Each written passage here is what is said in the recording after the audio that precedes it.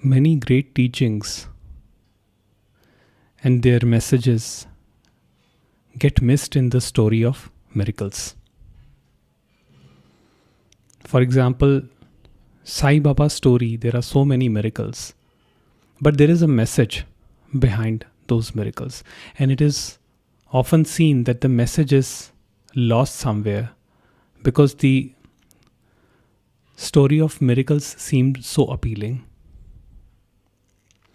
Now, for the vulnerable mind, all these miracles will definitely have an appeal.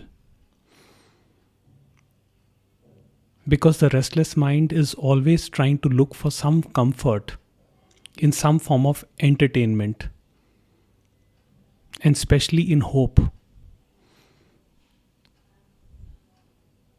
We build this hope that some miracle will happen and all of a sudden all our worries, our problems will vanish. And such a mind often chases the story of miracles. Now, I remember one such story which was told by Ramesh Balsekar.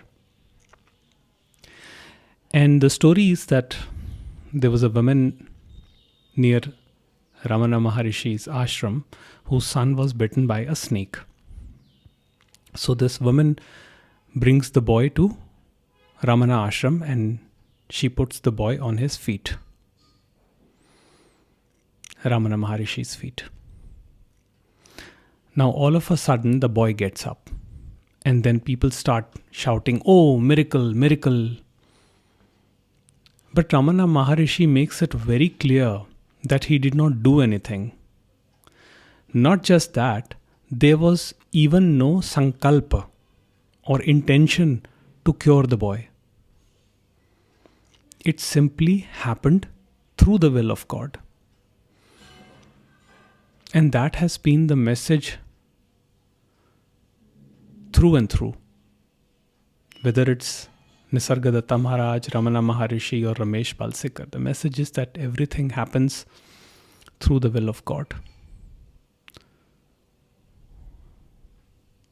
But you see, when the mind is vulnerable, when the person is injured, then we look for comforts in stories of miracles. But what we forget to see is that this life itself is such a great miracle. The fact that you are alive and you can experience so much love, so much compassion, that itself is the greatest miracle.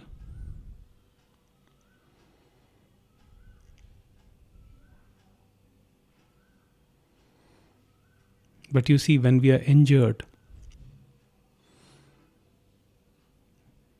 when the hope is the only thing that we rely on,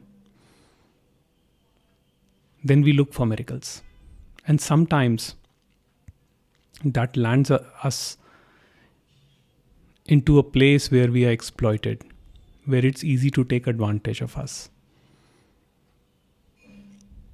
In that, even the wisest fall prey to these unscrupulous elements who take advantage of their vulnerabilities.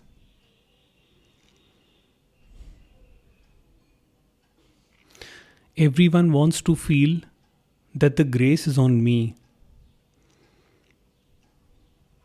that somehow there is some God sitting up in the high heavens showering grace on me.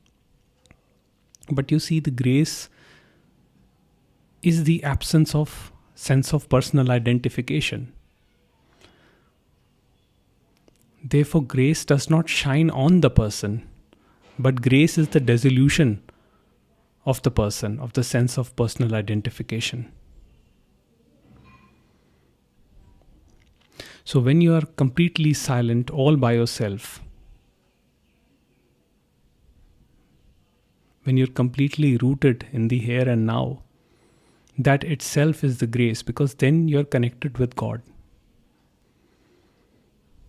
Or call it consciousness. And then there is also a surrender. that everything happens through God's will. Or if you don't like that word, you can replace it with cosmic law. That whatever happens, happens through cosmic law. All the individual can do is act based on the present understanding. Now, whatever that may be, right and wrong is a perspective. But one has to act based on the understanding they have in the moment. Some things will work out in your favor and some things will not work out in your favor. What does not work in your favor will teach you something. It's not a waste. It's only the ego mind that thinks that the time has been wasted and nothing has been learned.